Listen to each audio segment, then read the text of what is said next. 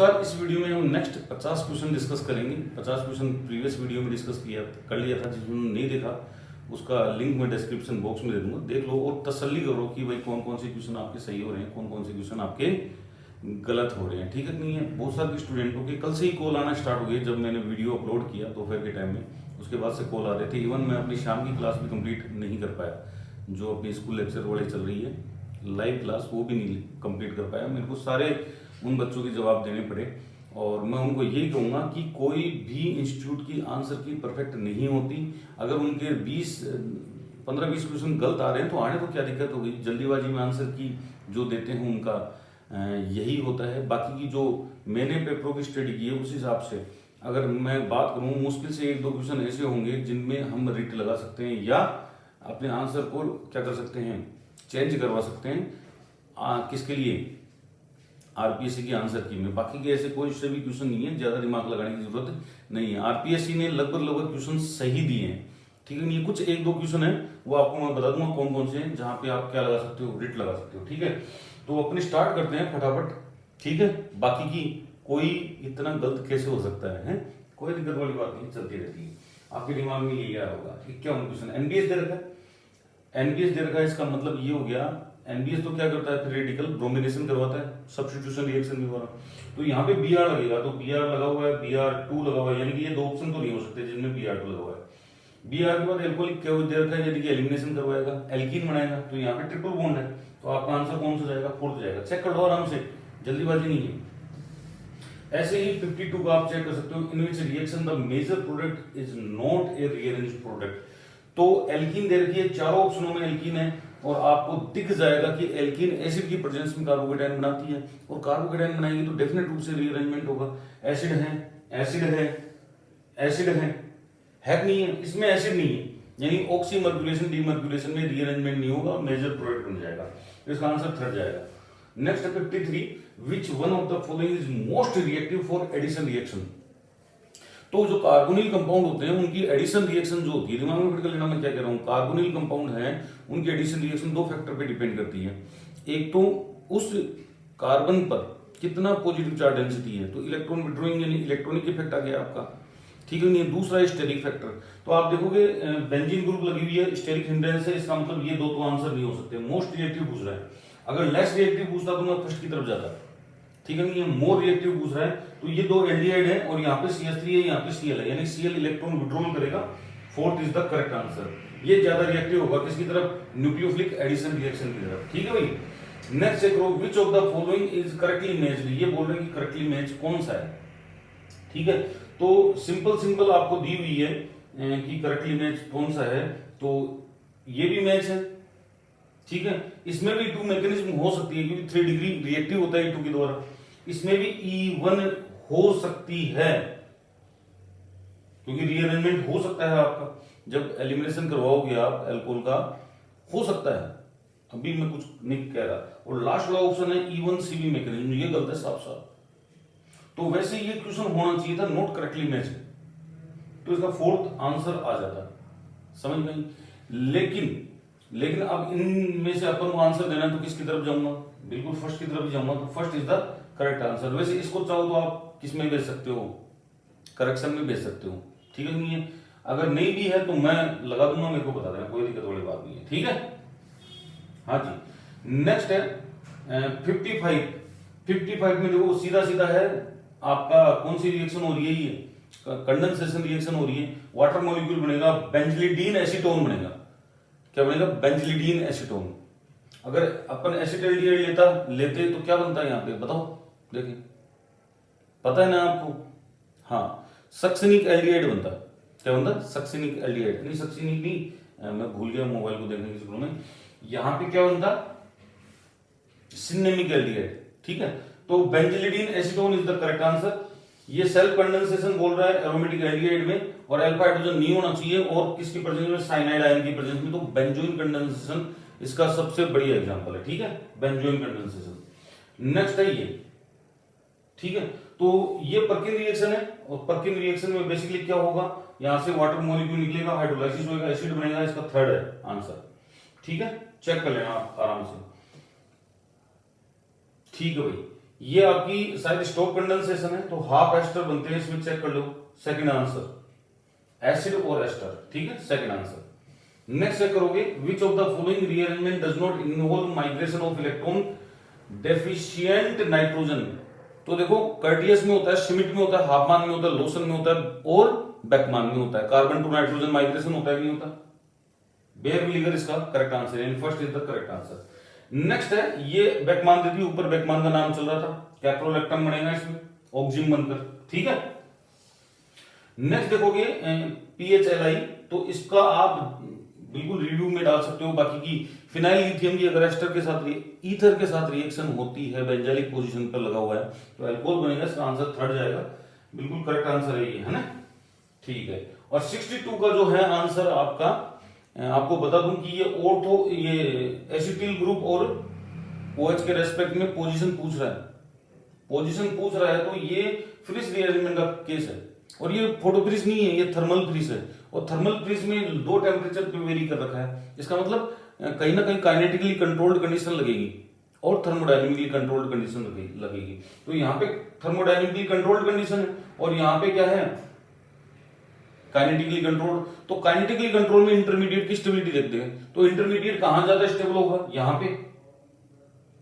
बात सोचो आप, इंटरमीडिएट कहां ज्यादा स्टेबल होगा, बिल्कुल यहां पे। तो इसका जो ए वाला आंसर है, ए वाला जो आंसर होगा वो पैरा होगा, और बी वाला जो आंसर होगा वो ऑर्थो आइसोमर होगा, ये करेक्ट है बिल्कुल। 62, which of the following statement is incorrect for Wagner Meerwein rearrangement. तो वोगनर मिर्वाइन में कार्बोकैटायन और इवन मैकेनिज्म होता है, चेक कर लो फटाफट। Involve carbocation intermediate and nucleophilic displacement, SN2 गलत है। यहाँ पे आपका कार्ब एनायन दे रखा है, SN1 दे रखा है, ये भी गलत है। कार्बोकैटायन दे रखा है, SN1 है, इसका मतलब third is the correct answer, fourth भी नहीं होगा। कार्बिन दे रखी है, कोई मतलब नहीं है। और ये क्वेश्चन मैं एक दिन पहले सोल्व करवाया था, इसका फोर्थ आंसर है, दिमाग लगाएं, क्योंकि ऑप्शन भी चेंज नहीं किए हैं आरपीएससी ने ऑप्शन भी चेंज नहीं किए हैं, रीफॉर्मेशन की रिएक्शन है, ठीक है भाई। नेक्स्ट है, ये the pi electron energy of benzene molecule is 6 alpha 8 beta, upon solve करते हैं इसको बाकायदा, ठीक है नहीं है। और फिर है एरोमेटिसिटी इंडेक्स होमा, इसको क्या बोलते हैं, harmonic oscillator model of aromaticity, ठीक है नहीं है। और आरपीएससी ने जो आंसर दिया वो गलत दिया है इसका, ठीक है। इसका जो करेक्ट आंसर है वो फर्स्ट होगा, क्या होगा, फर्स्ट होगा। आप भी चेक कर लेना, आराम से नेट पे जाओ, रिसर्च पेपर्स में मिलेगा ये, वैसा अपनी बुक लाइक ये क्वेश्चन नहीं था। एक आधे क्वेश्चन देती है आरपीएससी ऐसे, पता नहीं इस क्वेश्चन को मैं मिस कैसे कर गया, लेकिन हालांकि इस क्वेश्चन को मैंने देख लिया था, लेकिन अपडेट बाद में किया था, ठीक है नहीं। तो इसका आंसर जाएगा फर्स्ट, क्योंकि होमा का जो एक्चुअल में फॉर्मूला होता है वो ये होता है 1 minus alpha by n summation RI minus R OPT का स्क्वायर। तो जब अपन इसका रिवर्स करेंगे तो यहाँ पे साइन चेंज हो जाएगा, ठीक है नहीं है। ऐसे करेंगे तो यहाँ पे साइन चेंज अपन कर सकते हैं, इसलिए यहाँ पे प्लस आएगा। बाकी ये ऑप्शन गलत है, आरपीएससी ने फोर्थ आंसर दे रखा है जो कि गलत है। तो एक ये क्वेश्चन है 66 जिसका चेंज करवाना है, ठीक है नहीं है। 66 है, आप चाहो तो ये डिलीट भी हो जाएगा, क्योंकि आप ये कह सकते हो कि हमने अपने इतिहास में नहीं पढ़ा ये, तो ये क्वेश्चन कैसे दे दिया आपने। Which of the following statement is incorrect for 14 aniline? It's have two geometrical isomers, बिल्कुल होता है, इक्विलिब्रियम में होता है। The spectrum reveal a paramagnetic, नहीं भैया, डायमैग्नेटिक रिंग करंट होता है इसके अंदर। क्या होता है, डायमैग्नेटिक। तो इसका आंसर जो है सेकंड ही जाएगा, बाकी ये पढ़ने की जरूरत नहीं है। नेक्स्ट है ये H2O2, याद आया कुछ, एसिड बनाएगा ये, third is the correct answer, ठीक है नहीं है। ऑक्सीडेशन होगा यहाँ पे इस बॉन्ड का, ठीक है। नेक्स्ट है HCl, ये बहुत ही प्यारी रिएक्शन है। इसमें क्या होता है, जब मैंने हेटेरोसाइक्लिक पढ़ाई थी तब बताया था मैंने बच्चों को कि अगर HCl आ जाता है और आपका एल्कोहल आ जाता है तो रिंग ओपनिंग रिएक्शन होगी। तो इसमें एक ही रिंग ओपनिंग रिएक्शन है, ये वाली फोर्थ। तो fourth is the correct answer, इसमें कोई दिक्कत वाली बात नहीं है। When potassiopyrrole is heated with chloroform sodium, ये वही है CMD रीअरेंजमेंट जो बताया था मैंने, ठीक है नहीं। इसमें क्या बनती है, 3 क्लोरोप्रिडीन बनती है, पहला ही आंसर है, ठीक है नहीं है। नेक्स्ट है when methyl lithium is added indole, तो इंडोल में अपन ऐड करेंगे तो क्विनोलिन बनती है।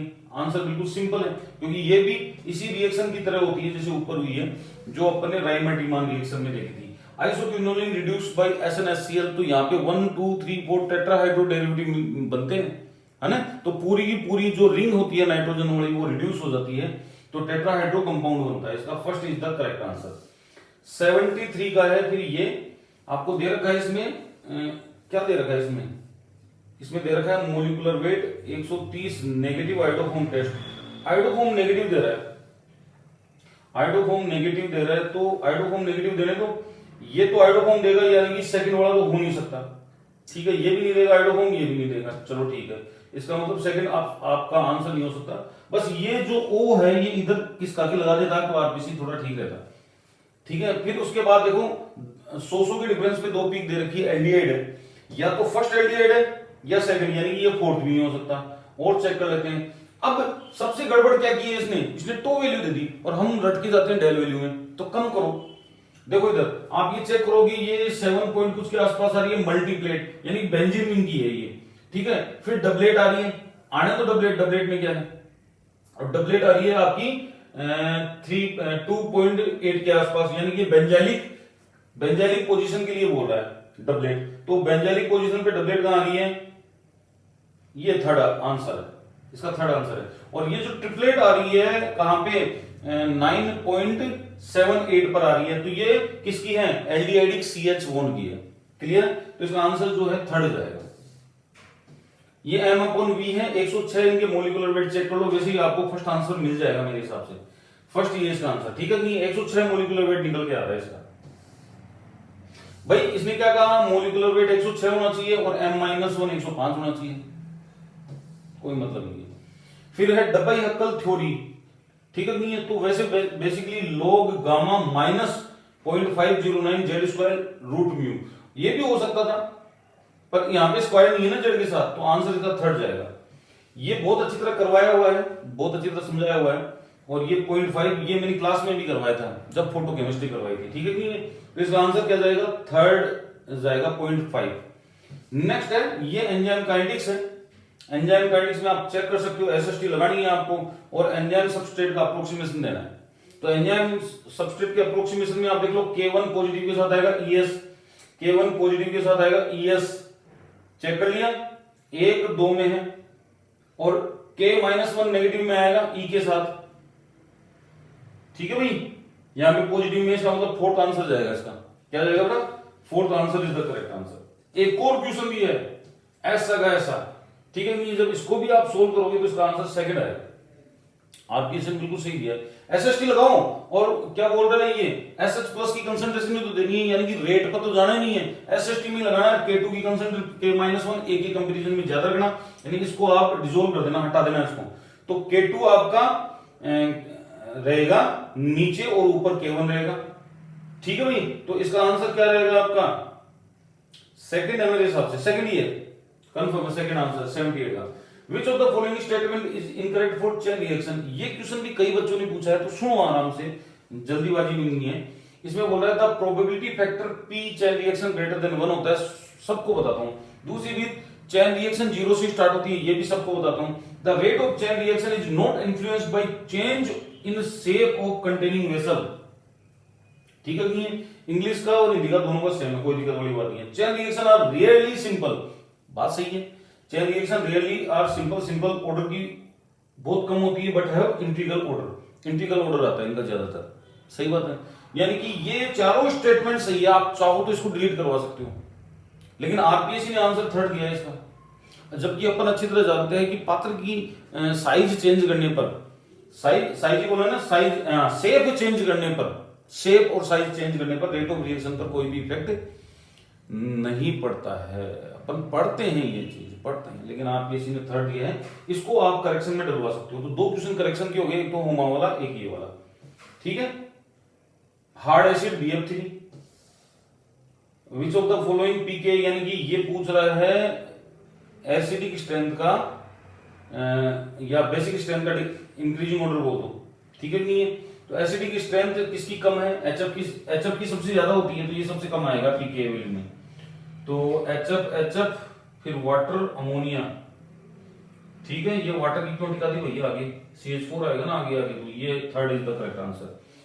सल्फेमिक acid in liquid ammonia act as, obviously सबसे पहले सल्फेमिक एसिड का तो पता हो अपन को, तो सल्फेमिक एसिड ये होता है, और ये लिक्विड अमोनिया में लिक्विड अमोनिया में डाई बेसिक एसिड की तरह काम करता है। किसकी तरह काम करता है? डाई बेसिक एसिड की तरह काम करता है। चले भाई, कोई दिक्कत? Which of the following halide completely not ionized? तो मरकरी का कोई भी हैलाइड ले लो, वो लिक्विड अमोनिया में कंप्लीटली डिकम्पोज अमोनोलाइज्ड नहीं होगा। देखो, which of the halide among the following is not completely ammonized by liquid ammonia? Mercury का लिखवाता हूं, बताता हूं, समझाता हूं, ये वाला। Which of the following is soft base? H- है, कोई दिक्कत वाली बात नहीं है। ये है पीएच पूछ रहा है इसकी, तो 0.22 इंटू 10 टू द पावर -3, तो 3 माइनस 0.30 2.7, तो 14 में से घटा दो 2.7, 11.3 आएगा इसका आंसर। पीओएच आपने जो निकाला 2.7 वो पीओएच है, फिर 14 में से कौन घटाएगा? ठीक है, नहीं है? फिर कैलकुलेशन है, ये दिया हुआ है, डिग्री ऑफ डिसोसिएशन दिया हुआ है, तो सीधा सीधा निकल जाता है यार। हाँ भाई, सी अल्फा तो कंसंट्रेशन इनटू डिग्री, तो ये इसका आंसर फर्स्ट ही आएगा शायद, 10 और 1। ठीक है, नहीं है? परसेंटेज आप करोगे, इसका आंसर आएगा आपका फर्स्ट। डिसोसिएशन ऑफ 0.1 इंटू 10, इसका 1 आ जाएगा आंसर। ठीक है, पीएच निकालोगे तो। अरे लो, फिर वही बात, 10 का नेगेटिव लॉग या उसका माइनस 10 टू द पावर -1 का नेगेटिव लॉग कितना होता है? 1 होता है। ठीक है, तो 2 इलेक्ट्रोलाइट्स, 1 कंटेन फेरस +2, फेरिक +3, तो 2 3 3 2, तो इसका 3 2 आएगा। वैसे तो ऑप्शन भी नहीं है और कोई इसमें जरूरत ही नहीं है। 2 3 भी होता तो कोई, है ना, 2 3 होता तो कोई कंफ्यूजन होता है, यहाँ तो 3 2 दिया हुआ है, कोई दिक्कत वाली बात नहीं है। नेक्स्ट है ये the standard reduction potential for Fe+3 and Fe+2, ये दिया हुआ है और ये रिएक्शन दे रखी है, तो इसमें स्टैंडर्ड ईएमएफ पूछ रहा है। तो आप ये देखोगे दोनों का एसआरपी है भाई, एसआरपी है दोनों का। रिडक्शन किसका हो रहा है? रिडक्शन आपका Fe का हो रहा है, तो Fe को कैथोड बना दो, कैथोड बना दो, इसको एनोड बना दो, तो ये प्लस का 0.30 आएगा। माइनस कर दो, इसमें से ये चीज माइनस कर दो एज इट इज। ठीक है, नहीं? कैथोड माइनस एनोड करते हैं, हाँ, कैथोड माइनस एनोड करेंगे, सॉरी 1 मिनट। तो ये तो कैथोड हो गया, क्यों कैथोड हो रहा है? रिडक्शन हो रहा है, तो कैथोड का पोटेंशियल कितना हो गया? कैथोड माइनस एनोड, और इसका कितना हो गया? -0.14, तो ये -0.4044 प्लस 0.14, तो ये माइनस का आएगा आंसर। क्या जाएगा? माइनस का। आने तो क्या दिक्कत होगी, फिजिबल है कि नहीं है वो तो बाद की बात है, कई लोगों ने एक्स्ट्रा दिमाग लगाया होगा। The number of coulomb required to 1 mole of, अब आपको पता है कि अगर आपका 1 मोल क्या बनता है? O2 बनता है, 1 मोल O2, तो 4 इलेक्ट्रॉन की रिक्वायर्ड होती है। ठीक है, नहीं है? अब 4 इलेक्ट्रॉन की रिक्वायर्ड कब होगी? जब इसके 2 मोल जाएंगे, लेकिन ज्यादा 1 मोल पर 2 इलेक्ट्रॉन होते हैं, तो 96500 इंटू 2 कर लो, लगभग कितना आएगा? ये 9 दूनी 18, 6 दूनी 12, 18 19, फर्स्ट आंसर है। ठीक है भाई, इसका क्या है? फर्स्ट आंसर है। फिजिकल के न्यूमेरिकल में कोई दिक्कत नहीं है। अब इसका दे रखा है पोटेंशियल, और अपन को करना है डेल्टा जी की कैलकुलेशन, तो डेल्टा जी की कैलकुलेशन कर लेंगे, क्या दिक्कत होगी? तो देखो, अगर 2 से मल्टीप्लाई करूं, क्योंकि -NFE0 होता है, तो -2 इंटू 96500 इंटू 0.76, माइनस का मान लो इसको, कोई दिक्कत वाली बात नहीं है, माइनस माइनस प्लस हो जाएगा। ठीक है, और ये 2 हो गया, तो 15 इसको मान लो। 15 क्यों माने? 7 दूनी 14 5 15, यानी 1.5 के आसपास मान लो। मान लिया 9700 9700 कर दो इसको। ठीक है, तो 15 7 15 9 35 40 46, इसका पहला आंसर आ जाएगा। ठीक है, कैलकुलेशन करोगे तो। नेक्स्ट क्वेश्चन देखो, when electrolysis of silver sulphate Ag2SO4 का करवा रहा है, और 1.6 ग्राम आपका ऑक्सीजन लिबरेट हो रहा है, होने दो। तो एक चीज बताओ आप, 1 मोल के लिए 4 इलेक्ट्रॉन चाहिए, यानी 4 फेराडे चाहिए। इसका मतलब 32 ग्राम के लिए आपको चाहिए 4 फेराडे। ठीक है, कितने चाहिए? 4 फेराडे तो चाहिए, और 1.1 ग्राम के लिए कितना जाएगा? 4/32, और इसका कितना हो जाएगा आपका? फिर इसको काट दो ना, 1/8 आ गया ना, 832, ठीक है, 1/8, तो ये 1/8 आ गया 1 पे, और 1.6 पर कितना आएगा, 1.6 इंटू डिवाइडेड बाई 1/8, 96। अच्छा अभी तो एजी का है, तो एजी का तो 108 होता है, तो 108 से मल्टीप्लाई कर दो इसको, कहां से मल्टीप्लाई कर दो, 108 से, ठीक है भाई, क्योंकि वो 1 फेराडे पर 108 ग्राम मिल जाता है। तो कैलकुलेट कर लो इसको कैलकुलेट कर लो, तो ये जाएगा आपका 21 के आसपास जाएगा आंसर, क्या जाएगा, क्योंकि 1.6 तो आएगा नहीं आंसर, और इसको अगर देखेंगे 0.8 आ नहीं सकता, 108 नहीं आ सकता, तो 21.6 ही है, तो बिना कैलकुलेशन के आप आंसर दे सकते हो, कोई दिक्कत वाली बात नहीं है। 92 EMF of related cell equilibrium constant, तो आपको अच्छी तरह पता है इक्विलिब्रियम के ऊपर आपका ई सेल 0 हो जाता है, तो ई सेल 0 हो गया तो ई नोट को इधर लेके आएंगे, तो माइनस का चिन्ह रहता है बीच में, तो ये हो जाएगा पॉइंट, ये 59 एनएफ लिखेंगे पूरा ही लिख लें, चलो, तो E nought equal to RT upon nF, और ये एल एन क्यू हो गया क्यों, क्योंकि ये के इक्विलिब्रियम डालो, के इक्विलिब्रियम तो एनएफ इससे मल्टीप्लाई हो जाएगा, एल एन के इक्विलिब्रियम एनएफ ई नोट अपॉन आरटी, तो ये एक्सपोनेंशियल पे जाएगा, फिर अगर आपको के इक्विलिब्रियम चाहिए तो एक्सपोनेंशियल पे जाएगा, वैसे जरूरत नहीं है, फर्स्ट आंसर मिल गया आपको,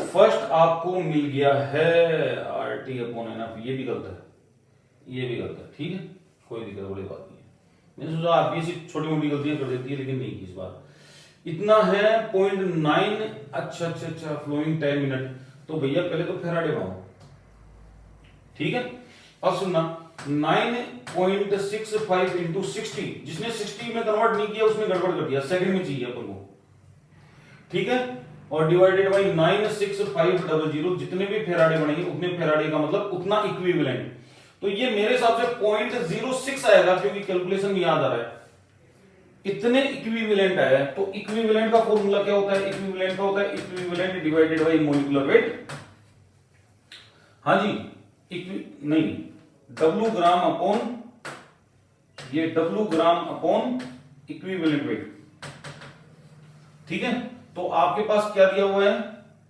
क्या कर रहा हूं मैं, ये सही कर रहा हूं, इक्विवेलेंट कैसे निकलेगा आपका होगा यहां पे इक्विवेलेंट वेट,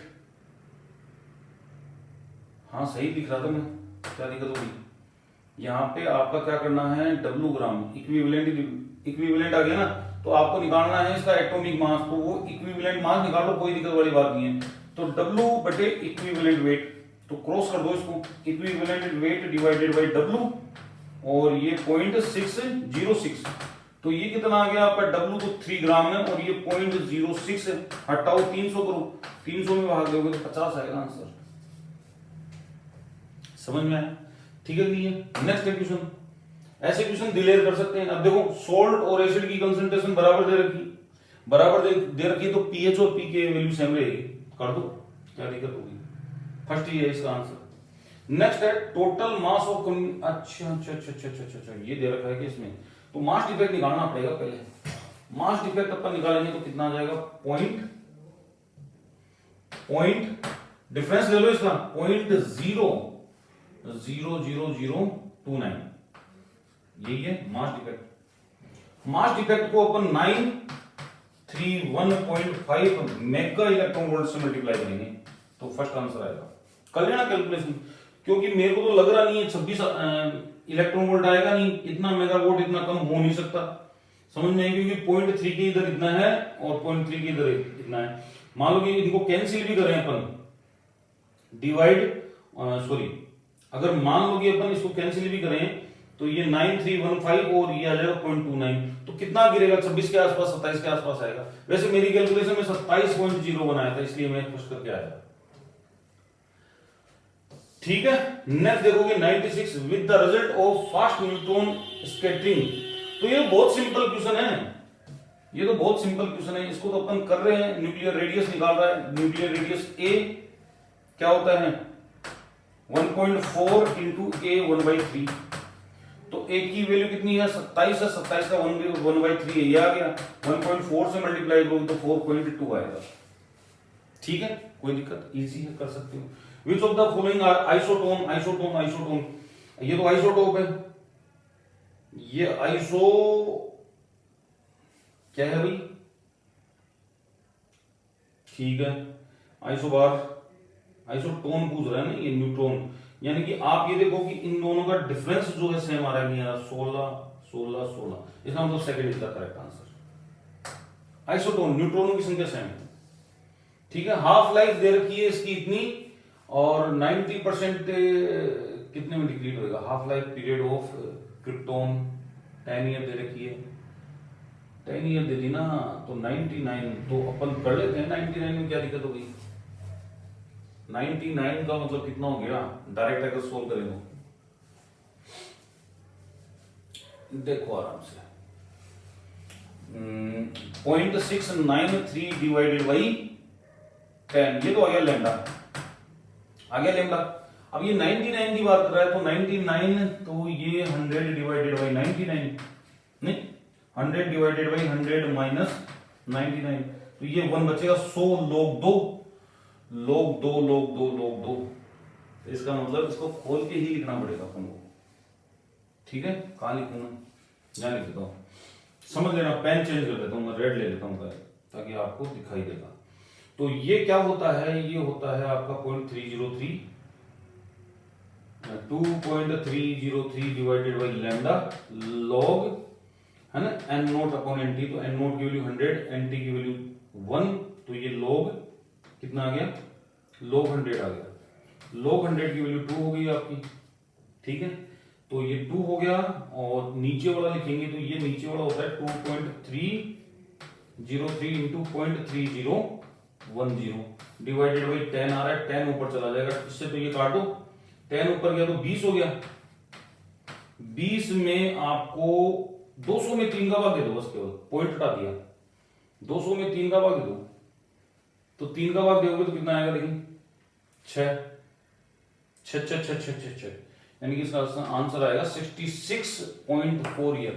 98 का जो आपका आंसर है वो बेटा वो क्या है, सेकंड। इस प्रकार से कैलकुलेशन करते हैं, ठीक है। नहीं, अब जो नेक्स्ट क्वेश्चन था वो भी इजी है, कैलकुलेट द रेशियो, तो आपको ये फॉर्मूला बताया हुआ है मेरा, लैम्डा वन क्या है, हाँ, lambda 1 T1 equal to lambda 2 T2, इससे निकाल लो आप। अब आपके पास लैम्डा तो दी हुई नहीं है, लेकिन हाफ लाइफ दी हुई है ना, तो आप क्या करोगे, सॉरी T1 नहीं, N1 numbers, N1 lambda 2 N2, तो आपको यूरेनियम का रेशियो निकालना है, तो N1 ऊपर रखो, N2 नीचे रखो, रख दिया भाई, तो ये नीचे चला जाएगा, लैम्डा 2 अपॉन लैम्डा 1 हो जाएगा, ये उल्टा हो गया ना, तो यहाँ पे T1 अपॉन T2 हो जाएगा। रेशियो निकालो, तो 4.4 into 10 to the power 9 divided by 1.6 into 10 to the power 3, तो ये 6 आ रहा है कि 10 की पावर में किसी में आ रहा है, इसका मतलब third is the correct answer, simple. Next ये कह रहा है कि आपका 100 क्वेश्चन आ गया है, नेक्स्ट ये पूछ रहा है कि आइसोटोप इतने से इतने में डिक्रीट हो रहा है, होने तो क्या दिक्कत हो गई, हाँ जी, 332 208, तो 232 208 निकालो, देखिए कितना आ गया, 12 4 2, 4 का भाग तो 6 अल्फा, 6 अल्फा, अभी तो बीटा भी चेक करना है, इंटू 2 12, इंटू 1, हाँ इंटू 2 12, 12 कम होना चाहिए था 82 में से, 12 कम होना चाहिए था 82 में, यानी कि ये 60 पर आना चाहिए था, 90 में से 12 कम होना चाहिए था, 90 में से 12 कम होना चाहिए था, यानी कि ये 78 पे आना चाहिए था, लेकिन आ रहा है 82 पर, तो 82 माइनस 78 4 हो गया क्या, इसका फोर्थ आंसर जाएगा। अल्फा एटॉमिक नंबर को डिक्रीज करता है, बीटा बढ़ाता है, समझ में? तो ये सॉल्यूशन थे आपके, 100 तक हो गया है आपका। नेक्स्ट 50 का सॉल्यूशन मैं लेके आऊंगा आपके लिए, आज ही डाल दूंगा, वो भी अभी सोल्व कर देता हूं, ठीक है नहीं है, लेकिन टुकड़ों में देख लोगे, थोड़ा बढ़िया तरीके से देख लोगे आप। मिलते हैं नेक्स्ट वीडियो में, तब तक के लिए नमस्कार, जय हिंद।